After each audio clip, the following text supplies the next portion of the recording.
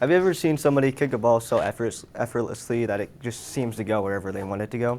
Well, this is something that many people seem to do in many different sports, which happens to be kicking a ball properly. Today, we're going to be going over what is the ways that they do it to make it look so easy and effortless, because it is a skill that anybody could learn at any time, and it's pretty simple. I've been going over some of the things like the setup, the many different ways you can kick a ball, and obviously, what are the benefits of actually just kicking it around. Now, firstly, the setup, there's actually quite a few different steps in properly kicking a ball. And with this, obviously, you want to start off with your placement. You want to make sure you get a proper setup with a few steps back. If you want to get a run up, make sure you properly take about 2 or 3 steps back when you're kicking the ball so that you can pick your few steps and get your foot planted. And with this, foot placement is probably one of the biggest things. So obviously, when you go to kick the ball, you want to make sure you put your plant foot or the foot you're not kicking with next to the ball and point your toe in the direction you want to happen or want to kick the ball, because your plant foot is the base of everything, and if you don't have it properly set up, your ball could get sent flying if you try to kick it. Now, obviously, that isn't the only thing. You want to make sure your upper body and the rest of your body is set up properly. If you want to kick with a more straight and on the ground kick, you want to try and lean over or lean your upper body over the ball so that it stays on the ground. It doesn't go flying in the air somewhere that you don't want it to go.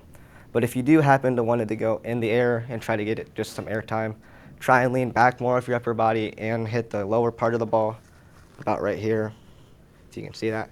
Just the lower part of the ball so you can get it in the air when you try to kick it. Now with this, there are some other things that come into it. Like if you're trying to run with the ball and want to kick it, that can be a little bit more challenging to do if you don't know how to properly set up while running.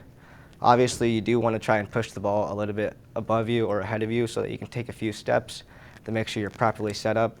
And it's pretty much the same as kicking while standing still. You just want to make sure that you get the proper setup by pushing the ball forward for you. Now with this, there are also some many different ways that you could possibly kick the ball. With this, the most basic way that people think is the correct way but really isn't, and that is toe kicking. We do not want to do that because it's just not the correct way, and it can cause the ball to go in many different directions that you don't want it to go. Now with this, the most basic and easy way to kick a ball is with the laces of your shoe, or if you're not wearing shoes, just the top part of your foot.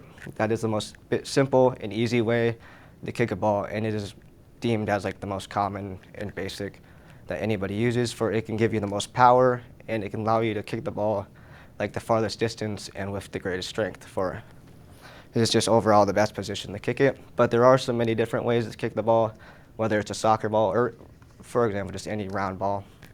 If you kick with more of the inside of your foot, you can have a more controlled and accurate pass for shorter passes or kicks.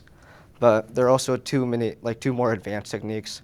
But if you want to add a little more curve to it, again, with the inside of your foot, all you have to do is just, instead of hitting the back of it, you want to kind of bend it around the ball to add that curve to the kick. But for the more advanced techniques, there are two. One being hitting it with the outside of your foot, which can be a little hard to master, and I will say that I struggle with it sometimes. And if you do it properly though, you can cause the ball to curve the other way when you kick it. But again, it can be very hard to master, and if you don't do it right, it can cause the ball to go in many different directions and just be unpredictable to do. But the final technique, that's probably the hardest for me, but can be very fun to do if you have it mastered, and that's called a knuckleball. And pretty much where you want to hit it is about right here, just where if you imagine where the knuckles of your foot is, and just hit it there and try and aim when you're kicking, hit just below the center of the ball when you try to kick it. It'll add this effect of no spin to the ball, which makes it look weird while in the air and can cause the ball to dip and swerve throughout the air, making it confusing and hard to stop for the opponents. And it's just very fun to mess with people with, especially goalies. But yeah, those are just some ways you can kick a ball. And now thinking learning all these different ways to kick it, what are really the benefits of just kicking a ball around? And if you know, there's actually quite a few. And stated by North Shore Pediatric Therapy, there are actually quite a few benefits, which include better timing, better sequencing, and better motor planning, and just overall more cognitive abilities that you can learn with just basically kicking a ball around. And with this, you can become more focused, because if you're trying to learn how to properly kick a ball, it forces you to pay more attention on each of your movements and the ways that you're trying to kick it, which helps you concentrate more and just focus more on trying to learn a certain skill that you're trying to do. So overall, it will make you a little more focused on what you're doing. It might make you just want to concentrate more on learning certain skills. And with this, it will give you a simple and easy skill that you can learn and just use overall. If you're trying to play a game with some friends or pass the ball around, it can make it easier for you to know this.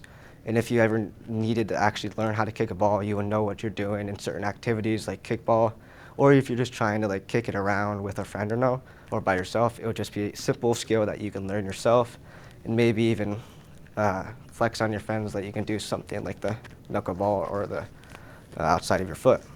With that, there are many benefits that come into kicking a ball. With that, I think that kicking a ball is something that can help you in your future, whether you're going to use it or not. It might just be something fun that you can have. And I think overall it is something that you can do. And I hope that you learn something different when it comes to kicking a ball. Thank you.